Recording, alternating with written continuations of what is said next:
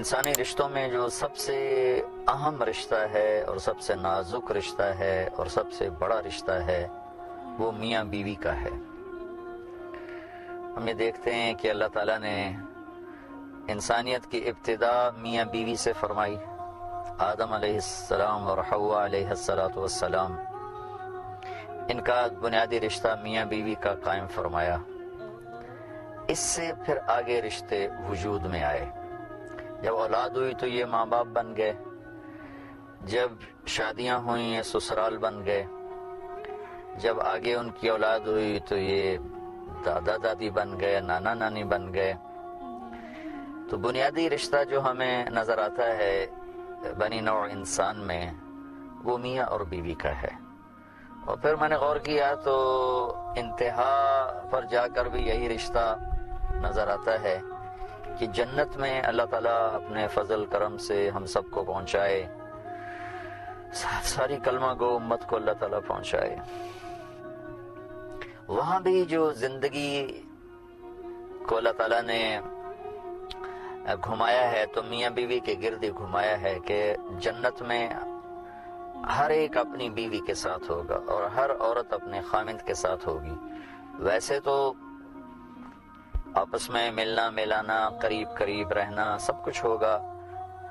جنات عدن يدخلونها ومن صلح من آبائهم وازواجهم وذرياتهم والملائكة يدخلون عليهم من كل باب۔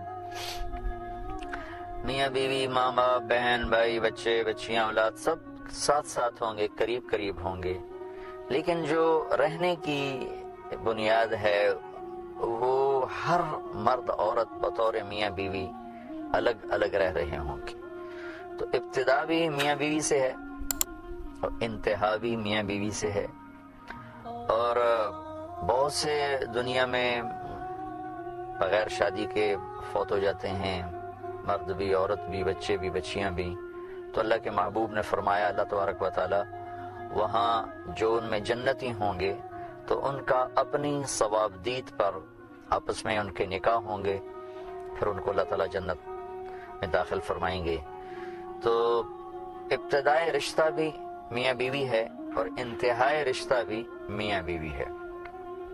اور یہ ان دو بنیادوں کو اس طرح اللہ تعالیٰ نے مضبوط فرمایا ہے کہ کسی بھی رشتے کی وجہ سے ان دو رشتوں میں نہ دراڑ پڑے، نہ آپس میں پھٹن ہو، نہ آپس میں اختلاف ہو، مخالفت، اختلاف رائے تو ہوتا ہے، آپس میں مخالفت یا نفرت یا لڑائی یا جھگڑا کسی شکل میں بھی کسی رشتے کو میاں بیوی کے رشتے میں داخل ہونے کی گنجائش نہیں دی گئی۔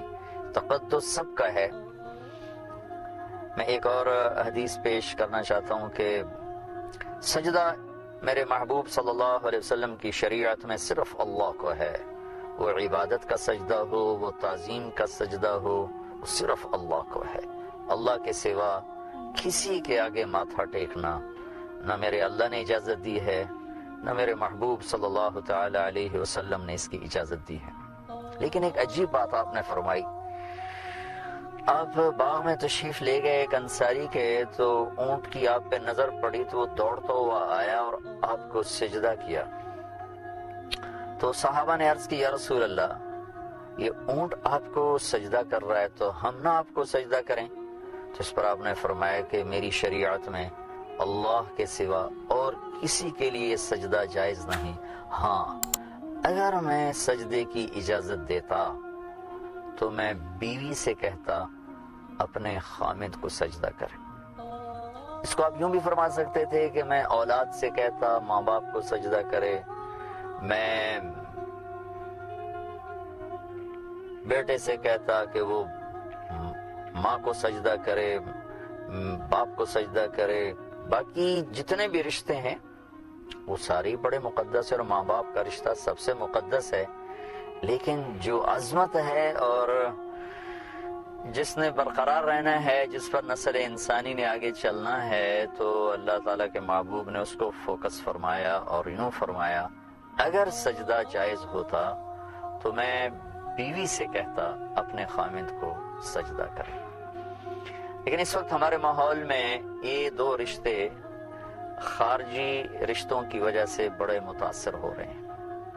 کہیں تو ایسا ہے کہ لڑکے کے والدین وہ اس رشتے میں اتنا داخل ہو جاتے ہیں کہ میاں بیوی کا رشتہ یا ٹوٹ جاتا ہے یا انتہائی تکلیف دہ بن جاتا ہے۔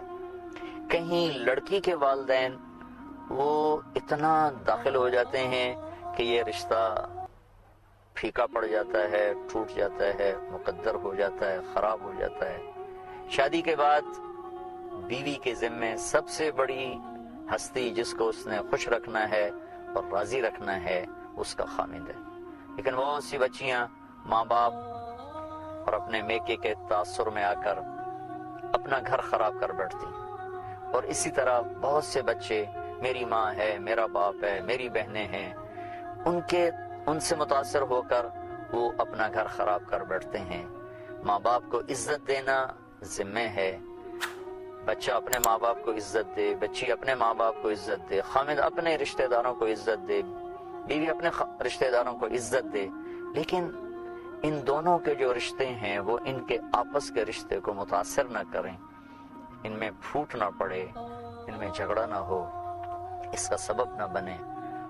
اور یہ بات میں بڑے دکھ سے کہتا ہوں کہ یہ سب کچھ میرے دیس میں ہو رہا ہے، یہاں تک کہ اولاد بھی ایسی جگہ نہ پکڑے دل میں کہ باپ اولاد کی وجہ سے بیوی کو بے عزت کر رہا ہو، یا بیوی اولاد کی وجہ سے اپنے خامند کے مرتبے کو گھٹا رہی ہو۔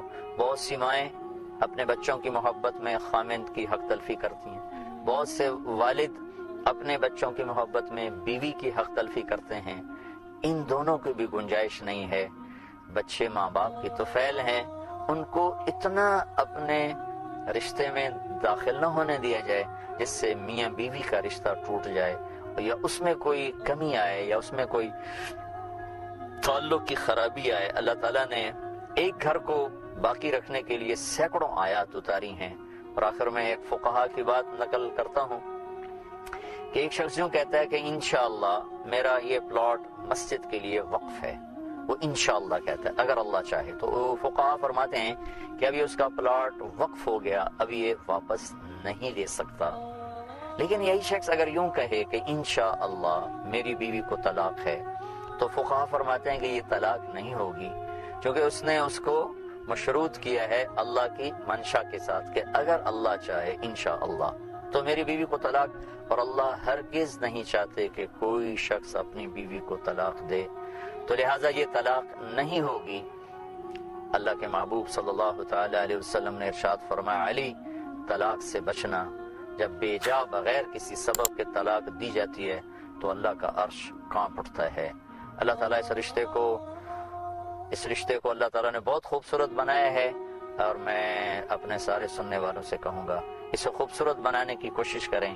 دائیں بائیں رشتوں کی قدر اپنی جگہ پر ہے، لیکن وہ اتنے داخل نہ ہوں کہ میاں بیوی کی زندگی مقدر ہو جائے، خراب ہو جائے، اور اس میں بدمزگی پیدا ہو۔ ایسا نہ ہونے پائے تو زندگی بہت خوبصورت ہوگی، اور آگے اولاد پر بھی اس کے اثر ہوں گے، دونوں طرف کے خاندانوں پر اس کے خوبصورت اثر پڑیں گے۔ اللہ تعالیٰ مجھے آپ کو عمل کی توفیق بخشے۔ السلام